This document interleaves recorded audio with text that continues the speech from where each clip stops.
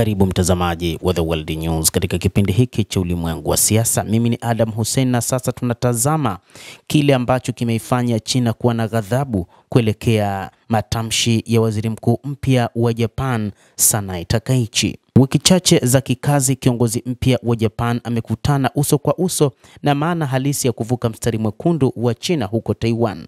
Katika siku chache tangu Sanae Takaichi alipopendekezwa na nchi yake kuwa waziri mkuu, ameweza kutoa majibu akisema nchi yake inaweza ikachukua majibu ya kijeshi ikiwa China itachukua hatua za udhibiti wa Taiwan kwa nguvu. Beijing imeondoa kitabu chake cha shinikizo la kiuchumi na kuwaonya raia wake dhidi ya kusafiri na kusoma nchini Japan na kupendekeza hakutakuwa na soko nchini Uchina kwa uuzaji wa dagaa wa Japan na kuibua wimbi la utaifa wa ukuta hadi ukuta ukimwelekea waziri mkuu mpya bwana Takaichi. Hasira ilionekana kurekebishwa kwa uangalifu kwa kutuma onyo kwa Japan na nchi zingine katika eneo hilo la nini kinaweza kutokea ikiwa watazingatia kuchukua msimamo katika mzozo wa China kuhusu Taiwan, kisiwa cha kidemokrasia kinachojitawala ambacho Beijing inadai kuwa ni eneo lake.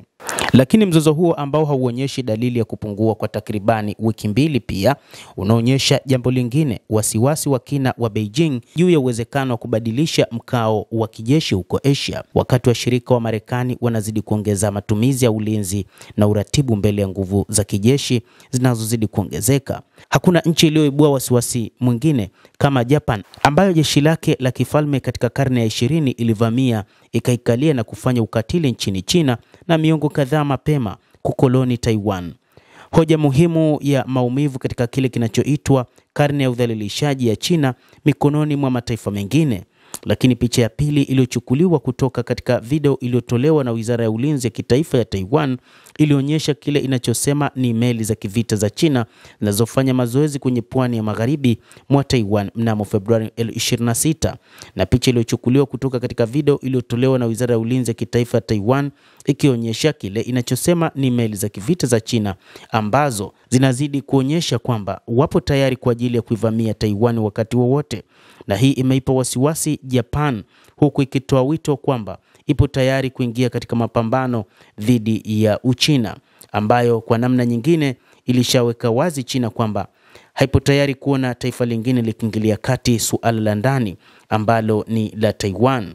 China inaamini kwamba suala la Taiwan ni suala la ndani, kwa maana ni jambo ambalo wanaweza kulitatua wao wenyewe. Hisia za chuki dhidi ya Japan zimetanda nchini tangu wakati huo, zikipamba moto na kupata mvuto katika miaka hivi karibuni, kuhusu sauti za watu wenye msimamo mkali wa kitaifa zikizidi kuwa maarufu nchini China chini ya kiongozi shupavu Xi Jinping.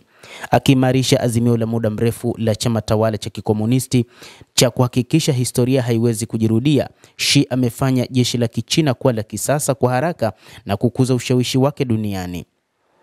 Sasa machoni pa Beijing, maoni ya Takaichi yanaonyesha kwamba Japan haiheshimu usawazisho mkubwa wa mamlaka ambao umeweka Uchina kama nguvu kuu inayopanda, na kwamba ina malengo ya kijeshi ambayo yanaweza kutishia kuongezeka kwa Uchina.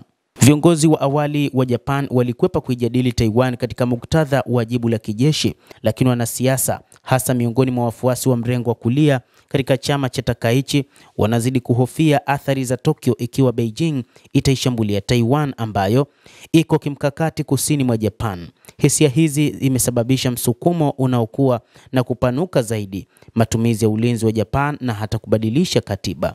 Sasa Takaichi, mhusika mkuu ambaye bado awali alivuta Beijing kwa kuhoji baadhi ya masimulizi kuhusu hatia ya kifalme ya Japan kwa ukatili wake wa kivita, amechukua hatua ya kuzungumza kwa uwazi juu ya suala la Taiwan.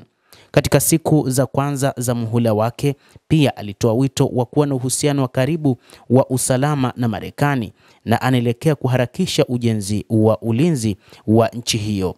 Mtazamaji wa The World News, hayo ndio ambayo yanajiri. Ni kile ambacho tumekieleza juu ya sababu halisi ya ghadhabu za Uchina kuelekea Sanae Takaichi, waziri mkuu mpya wa Japan aliyekuja kutoa tishio dhidi ya jeshi la watu wa Uchina. Endelea kutufuatilia, lakini usisahau kulike, usisahau kucomment, kadhalika na kusubscribe channel hii ili upate habari hizi kwa mapana hapa The World News. Mimi ni Adam Hussein, endelea kuwa nasi wakati wote, endelea kutufuatilia ujue nini kinajiri katika ulimwengu.